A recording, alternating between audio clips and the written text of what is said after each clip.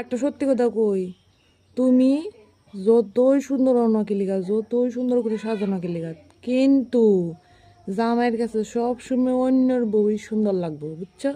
যতই তুমি ভালো ওনাকে লিখা, সবসময় অন্যর বেডি কি সুন্দর।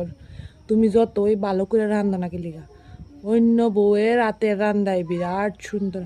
বৌদি যে রানছে, যে স্বাদ হয়েছে, স্বাদ তো ওই বই বৌদি রানছে না, বেলেগের বউ রানছে, স্বাদ তো ওই বই।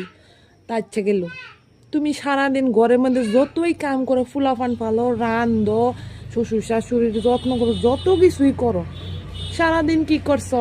আয়া সেরা এই কথাটাই কইব, মিটারটা কেরুম গরম হয়, কেরুম গরম হয় মিটারটা। সারাদিন বলে কি করি, অমুকের বউ দেখা গা কত কাম করে, আর আমরা কি করি ঘরে বইয়া? কি করি ঘরে বইয়া? কিচ্ছু কাম করি না, ঠিক আছে? একটু তো পোলা পানি রাখো, একটু তো রান্ধো, এটাই বলে কাম, আর কোনো কাম নাই, ঠিক আছে? তুমি যতই সাজো না কেলিগা, সুন্দর লাগো না কেলিগা, কিন্তু অন্যর বউ যে অমুকের বউ ওই দিনকার যে সুন্দর লাগছিল, এটাই সত্যি কথা। মিলাইলো আমার লোক যদি মিলে কথা দি, তাহলে একটা কমেন্ট করে যাও।